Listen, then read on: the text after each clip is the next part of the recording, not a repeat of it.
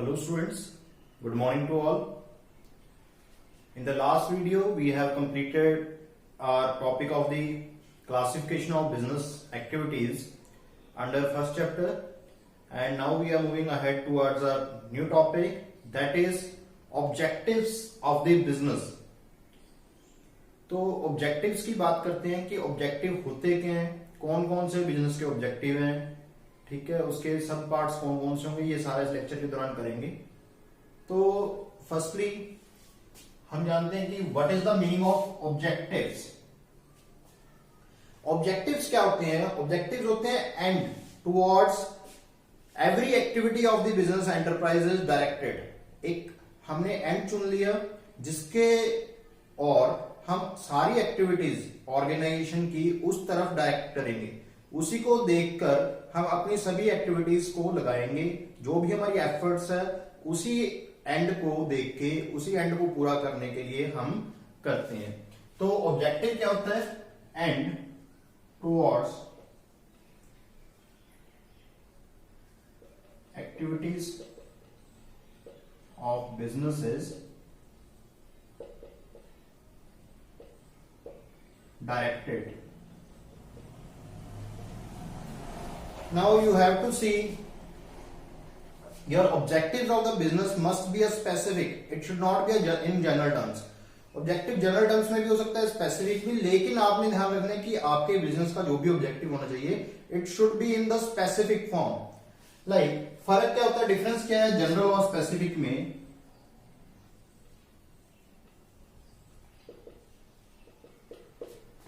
If you say that you want to increase the sale of the firm, that is your objective, but it is in the general form.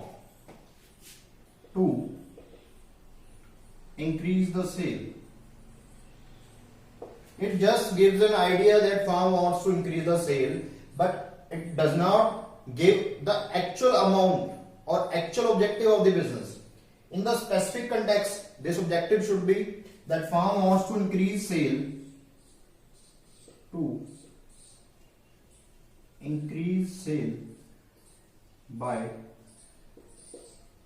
10% in this year. This objective is a specific one, जिसमें आपको proper way से दिया गया है कि हमें 10% sales increase करनी है ड्यूरिंग दिस अकाउंटिंग पीरियड। तो आपका ऑब्जेक्टिव जो होना चाहिए वो स्पेसिफिक नेचर का होना चाहिए रादर देन जनरल वन, कि स्पेसिफिक रखना है आपने ऑब्जेक्टिव और उसी की तरफ सारी बिजनेस की जो एक्टिविटीज है या एफर्ट्स हैं उसको डायरेक्ट करना है। अब कोई भी बिजनेस है उसमें जो भी ऑब्जेक्टिव्स होते हैं, वेरियस ऑब्जेक्टिव्स हो सकते हैं। इसको मेनली 3 पार्ट्स में डिवाइड करते हैं।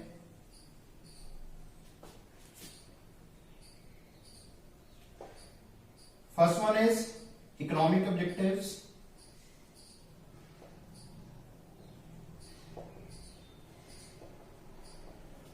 second one is social objectives,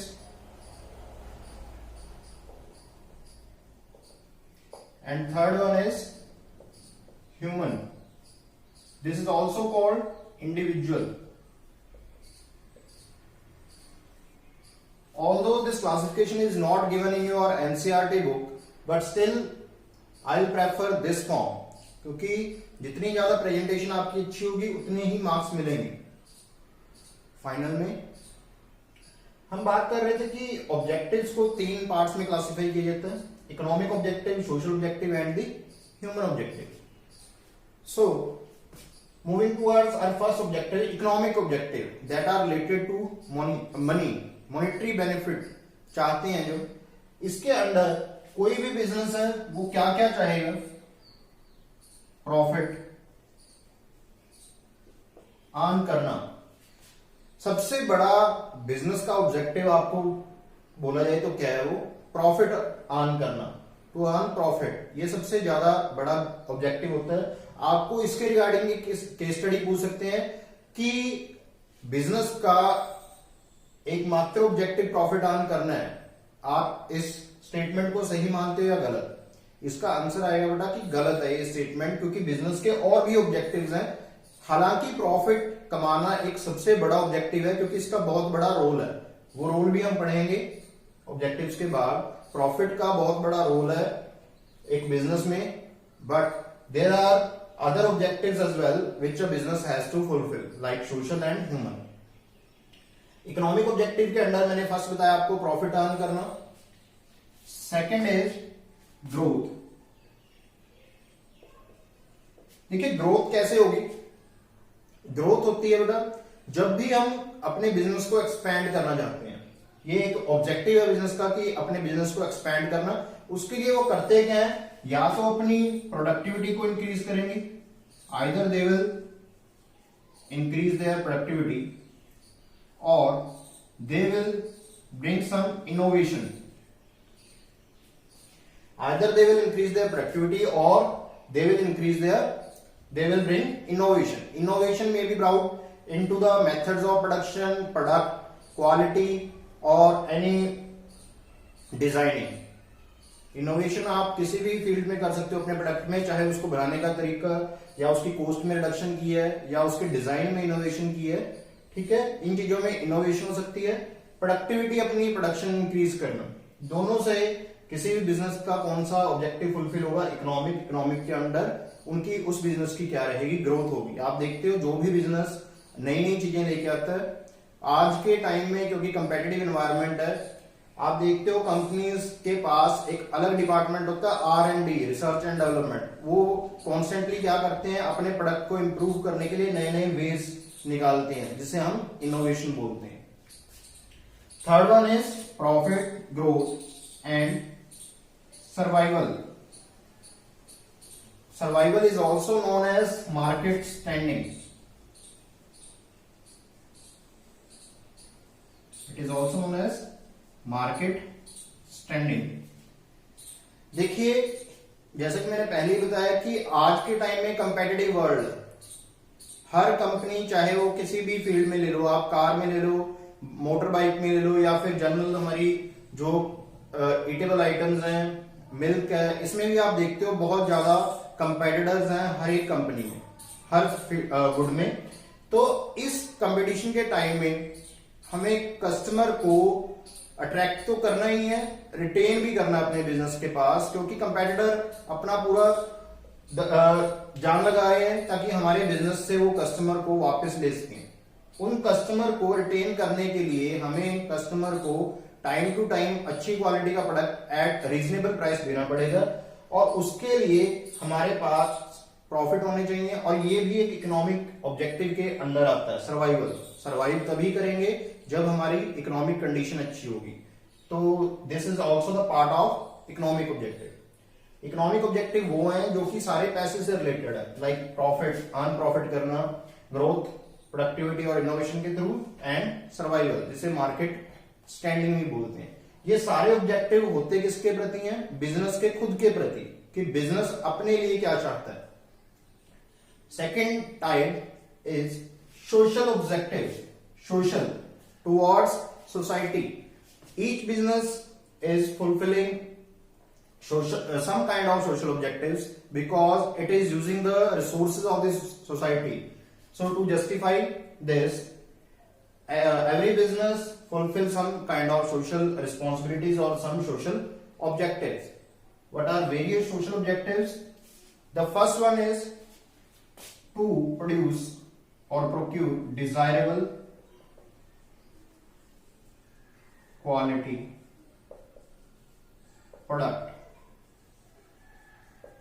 market में डिजायरेबल क्वालिटी का प्रोडक्ट पहुंचाना, अवेलेबल करवाना, ये सबसे बड़ा सोशल ऑब्जेक्टिव फुलफिल हो रहा है। अगर कोई बिजनेस अपना सामान ही अच्छे तरीके से बना के, क्वालिटी का बना के बेच रहा है, उसमें भी वो इनडायरेक्ट वे से एक सोसाइटी का बेनिफिट कर रहा है। इससे लोगों का स्टैंडर्ड ऑफ लिविंग इंक्रीज होगा, और अगर रीजनेबल प्राइस पे दे रहा है तो लोगों की बजट में भी हेल्प होगी।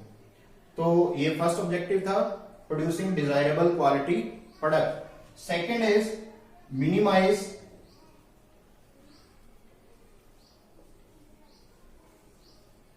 पोल्यूशन।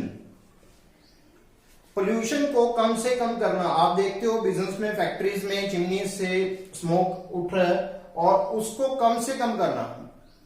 क्योंकि पोल्यूशन होगा बिजनेस से, जितने बिजनेस चलेंगे, लेकिन वाटर पोल्यूशन भी हो सकता है, एयर पोल्यूशन भी और लैंड पोल्यूशन भी, तीनों तरीके के पोल्यूशन हो सकते हैं बिजनेस से। लेकिन उस पोल्यूशन को कम से कम करना ये हर बिजनेसमैन की एक कोशिश रहती है, और this is also categorise under the social objective of the business firm. Third one is employment generation. ये भी एक सोशल ऑब्जेक्टिव है, provide employment to the general public. अगर कोई बिजनेस अच्छा चल रहा है तो उसे अपने ग्रोथ के लिए मैन पावर की जरूरत है, तो मैन पावर की अगर जरूरत पड़ेगी तो एम्प्लॉयमेंट जनरेट करेंगे किसी भी कंट्री में। Next one is providing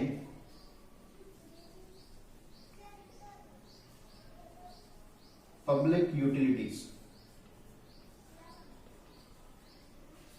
public utilities क्या होती हैं? लाइक आप देखते हो कि कभी कभी बिजनेस जो होते हैं लोगों के लिए ट्री प्लांटेशन करवा दी, फ्री मेडिकल कैंप लगवा दिए, या फिर आपने हॉस्पिटल्स वगैरह बनवाए हैं कोई चैरिटेबल। आप देखते हो मुकेश अंबानी के हॉस्पिटल्स हैं जो चैरिटेबल हैं और जिनमें लोगों का फ्री इलाज होता है। अभी कोरोना वायरस की वजह से ही आप देखते हो कि रतन टाटा ने 1500 करोड़ रुपीज डोनेट किए हैं सीएम केयर्स फंड में, पीएम केयर्स फंड में, सॉरी। तो that is also a social objective of the business. Business is fulfilling which kind of objective? Social objective. Towards society they are fulfilling their responsibilities, की responsibility अपनी society की तरफ fulfil कर रहे हैं। Public utilities में मैंने बताया कि आपने हॉस्पिटल्स बनवा दिए, ट्री प्लांटेशन करवा दी, या फिर कोई और मेडिकल कैंप या मेडिकल फैसिलिटीज प्रोवाइड करवाई हैं। जैसे कोरोना के टाइम पे अभी एक बिजनेस ने मास्क दिए हैं, तो वो भी एक पब्लिक यूटिलिटीज में आएगा। Next one is human. Human और this is also known as individual. जैसा कि आप जानते हैं कि हर बिजनेस में एम्प्लॉयज काम कर रहे हैं, and business is also liable to pay some benefits towards their employees. जो एम्प्लॉयज के लिए बेनिफिट्स देने हैं, या हर बिजनेस के कुछ ना कुछ ऑब्जेक्टिव होते हैं कि एम्प्लॉयज के प्रति, वो सभी इस कैटेगरी के अंडर आते हैं, that is known as human और इंडिविजुअल। सबसे बड़ी रिस्पॉन्सिबिलिटी क्या है? Providing them good working condition, good working condition to employees. ये फर्स्ट एंड फॉरमोस्ट ऑब्जेक्टिव होगा ह्यूमन ऑब्जेक्टिव के अंडर, कि जो भी एम्प्लॉयज आपके यहां काम कर रहे हैं उनको एक अच्छा वर्किंग एनवायरनमेंट दिया जाए जो कि उनकी हेल्थ के लिए सुटेबल हो और हेल्थ को हजार्ड ना करे। Second one is provide competitive salary. This is also objective under individual और ह्यूमन ऑब्जेक्टिव, की जो एम्प्लॉयज काम कर रहे हैं उनको एक तो सैलरी टाइम पे, प्लस कंपेटिटिव सैलरी, कि जो मार्केट में उनके कंपेटिटर दे रहे हैं उनसे कुछ बेटर ही देना, उनको reasonable amount of salaries provide करनी है with emoluments and benefits. Third one is development. How an employer can develop their employees by providing them skills की ट्रेनिंग। डेवलपमेंट वेलफेयर प्रोग्राम लगाए जाते हैं टाइम टू टाइम, उनकी skill को enhance करने के लिए ट्रेनिंग प्रोग्राम डेवलप किए जाते हैं और उन्हें ट्रेनिंग दिलवाई जाती है। जैसे कि कोई मैन्युअली काम चल रहा था, अब कंप्यूटराइज काम करना है, तो उन्हें कंप्यूटर्स की ट्रेनिंग दिलवाएगी जिससे कि उनकी स्किल एनहांस हो सके, या कोई नई मशीनरी आई है उसे यूज करने से पहले उन्हें ट्रेनिंग दिलवाई जाती है। So this leads to the development of the employees. Providing other benefits.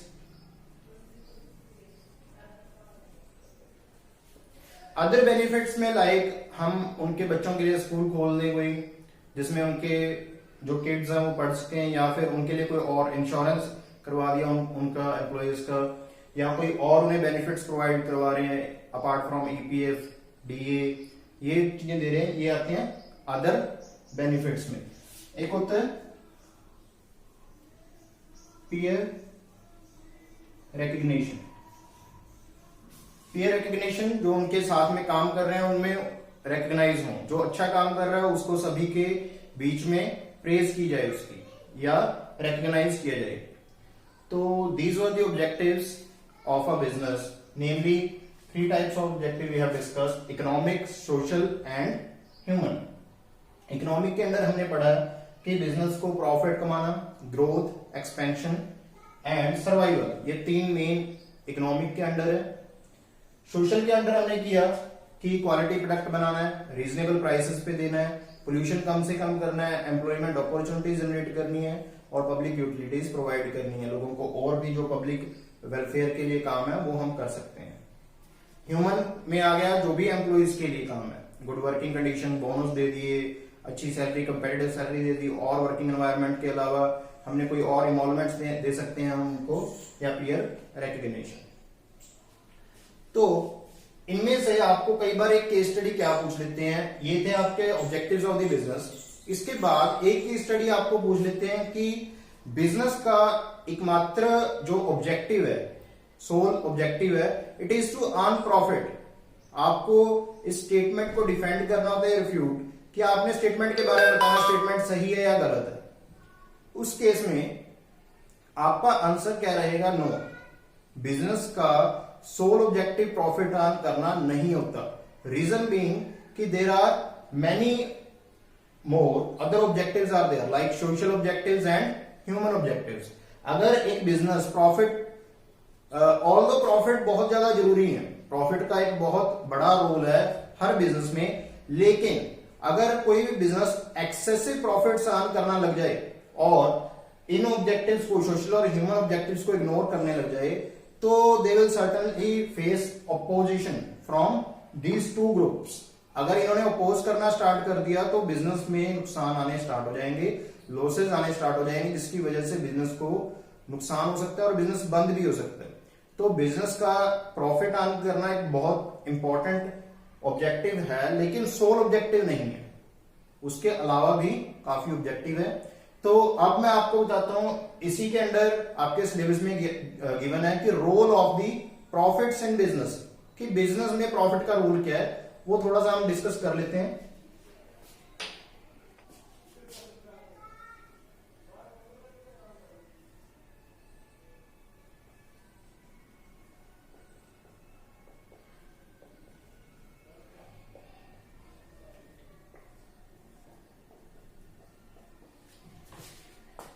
हाँ जी, role of profits in business. किसी भी बिजनेस में प्रॉफिट्स हैं एक बहुत बड़ा रोल प्ले करते हैं, क्योंकि अगर किसी बिजनेस में प्रॉफिट नहीं है तो वो ज्यादा लंबे टाइम तक सरवाइव नहीं कर सकता। तो इसीलिए प्रॉफिट्स बहुत ज्यादा जरूरी है किसी भी बिजनेस के लिए। रोल क्या है, मेन पॉइंट्स हम रीड करते हैं। First one is for survival, as I have explained earlier कि in every business they need profits to survive in the business, क्योंकि मार्केट में बहुत ज्यादा कंपेटिटर्स हैं जो कि अपने प्राइसेस को डाउन कर रहे हैं, क्वालिटी इंक्रीज कर रहे हैं। अगर हमारे पास प्रॉफिट होंगे तभी हम मार्केट में सर्वाइव कर पाएंगे, अदरवाइज मार्केट में सर्वाइव नहीं कर पाएंगे due to large amount of the competitors. Second point is growth और एक्सपेंशन। देखिए, ग्रोथ और एक्सपेंशन के लिए प्रॉफिट्स क्यों जरूरी हैं? आपके पास 2 तरीके के फंड्स होते हैं, 2 तरह के फंड्स हैं। अगर आपने बिजनेस को एक्सपैंड करना है, इंटरनली जनरेटेड, जिसे इंटरनल फंड्स बोल सकते हैं, या एक्सटर्नल। जो हमारे प्रॉफिट्स हैं, अगर बिजनेस में प्रॉफिट्स हैं तो ये इंटरनल फंड्स हैं। इन फंड्स को ना तो हमें वापस करने की दिक्कत होती है, टेंशन होती है, ना इनको कुछ रिटर्न में देना। अगर हम एक्सटर्नल बोरोइंग करते हैं तो उन्हें हमें रिडीम, मतलब वापस भी करना पड़ेगा पैसे को, प्लस उसके बदले में कुछ ना कुछ हर साल हमें इंटरेस्ट वगैरह भी देना पड़ेगा, रिटर्न भी देना पड़ेगा। तो 2 तरह की प्रॉब्लम्स आती हैं एक्सटर्नल फंड्स में। लेकिन अगर उनके पास प्रॉफिट्स हैं तो वो इंटरनली जनरेटेड फंड्स हैं, ना तो उन्हें कोई रिटर्न देना, ना उन्हें पैसे वापस करने की टेंशन है, क्योंकि उनका खुद का पैसा है। तो अगर किसी बिजनेस के पास प्रॉफिट्स हैं, वो अपने बिजनेस में अच्छे तरीके से ग्रोथ एक्सपैंड कर सकते हैं अपने बिजनेस को। तो ये भी एक बहुत बड़ा रोल अदा करता है, कौन? प्रॉफिट प्रॉफिट्स किसी भी बिजनेस में ग्रोथ करने में। Third one is index of efficiency.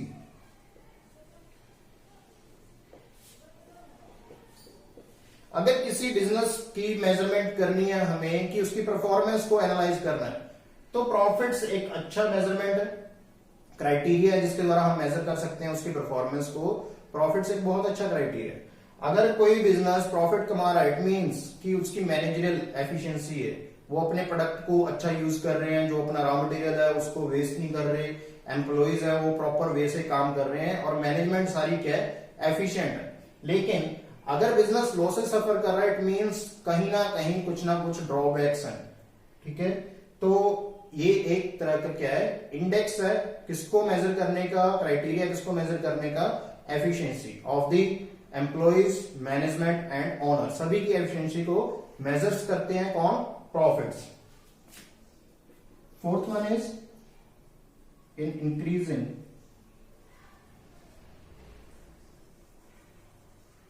Reputation और गुडविल। देखिए रेपुटेशन और गुडविल कैसे बढ़ती है, जो फर्म प्रॉफिट कमाएगी, जो लॉसेस कमाएगी वो ज्यादा टाइम सर्वाइव नहीं करती और बंद हो जाती हैं। जो फर्म प्रॉफिट्स कमा रही है उनकी मार्केट में स्टैंडिंग, शेयर का प्राइस ऑफ दी शेयर, वो क्या रहेंगे, अप रहेंगे उनके। जो प्रॉफिट्स कमा रही हैं उनका शेयर का प्राइस मार्केट में क्या रहेगा, अप रहेगा, जिससे क्या है, उनके शेयर होल्डर को बेनिफिट रहेंगे, शेयर होल्डर को डिविडेंड अच्छा मिलेगा। जिस कंपनी के शेयर के प्राइस अप है, इट मींस उनकी गुडविल अच्छी है मार्केट में, वो कभी भी क्रेडिट चाहें वो क्रेडिट इजिली अवेल कर सकते हैं, उनको क्रेडिट है जो इजिली मिल सकता है, और कहीं से भी वो पैसा बोरो कर सकते हैं। अगर एक्सपेंशन के लिए उनके पास सफिशिएंट फंड नहीं है तो बाहर से भी बोरो कर सकते हैं। आप देखते हो अगर किसी फर्म की गुडविल अच्छी है, आप जनरल लाइफ में ही देख लो, अगर आपके किसी फ्रेंड ने आपसे पैसे मांग लिए और उसकी गुडविल अच्छी है, आपको पता है कि वो रिटर्न कर देगा आपको with in time, stipulated time, तो आप उसको जल्दी दे देते हो पैसे, आपके पेरेंट्स के बिजनेस में दे सकते हो आप। अगर लेकिन जिस पर्सन की गुडविल अच्छी नहीं होती उन्हें पैसा नहीं मिलता, तो जो फर्म प्रॉफिट्स कमाती है उनकी गुडविल अपने आप इतनी अच्छी बन जाती है कि उन्हें क्रेडिट वगैरह इजिली अवेल हो जाता है।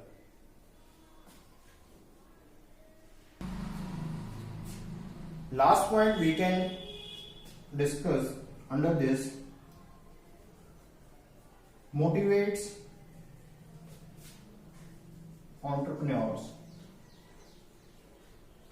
to take risk। देखिए रिस्क होगा तभी प्रॉफिट्स होंगे। हर बिजनेस है चाहे वो छोटा या बड़ा, उसमें रिस्क होता है, depending on the size of the business risk very कर जाता है। लेकिन अगर प्रॉफिट्स हैं तभी कोई पर्सन रिस्क लेने के लिए जाएगा, अदरवाइज वो रिस्क लेगा ही नहीं अगर प्रॉफिट्स नहीं होते। तो प्रॉफिट्स का एक ये भी रोल है कि बिजनेस को एक्सपैंड करने में या बिजनेस नए बिजनेस खोलने में वो बेनिफिशियल है। कैसे, अगर प्रॉफिट्स दिखते हैं तभी एक बिजनेसमैन नया स्टेप उठाने की कोशिश करता है और उसके लिए मोटिवेट होता है। अदरवाइज कोई भी पर्सन है लॉसेस वाले बिजनेस में अपना पैसा नहीं लगाएगा। तो ये कुछ पॉइंट पढ़े हैं हमने, role of profits in business के अंडर। दोनों में से आपको कोई भी या तो सिंपली 3 मार्क्स में क्वेश्चन पूछ लिया था, what is the role of profits in business, या फिर ऑब्जेक्टिव्स में से आपको एक केस बना के दे देंगे कि लाइक एबीसी कंपनी है, it is providing very good working conditions to its employees, तो ये कौन सा ऑब्जेक्टिव फुलफिल कर रही है, ह्यूमन ऑब्जेक्टिव है, इंडिविजुअल ऑब्जेक्टिव है। ठीक है, ऐसी कोई भी केस स्टडी पूछ सकते हैं। एक क्वेश्चन मैंने बताया जो लास्ट टाइम आया हुआ था कि to earn profit is the sole motive of the business, is this statement is true or false। तो रीजन के साथ बताना था, ये भी 3 मार्क्स में क्वेश्चन था। आपको ये दोनों क्वेश्चन मैं बता चुका हूं, एक बार ब्रीफिंग कर लेते हैं। पढ़ा क्या आज के लेक्चर में कि objectives of the business, 3 types objective are there, economic, social and human. उसके सब पार्ट्स पढ़ाए हैं मैंने आपको। इकोनॉमिक जो पैसे से रिलेटेड है, सोशल है जो सोसाइटी की तरफ जा रहे हैं, ह्यूमन या इंडिविजुअल जो एम्प्लॉयज की तरफ जा रहे हैं। And role of profits in business में मैंने ये पढ़ाए हैं आपको points, survival, growth, index of efficiency, increase reputation या goodwill, motivate entrepreneurs to take risk. तो आई होप कि आज के लेक्चर में सब कुछ क्लियर हो गया होगा बच्चों को। आज के लेक्चर में बस इतना ही। With this, thank you, signing of.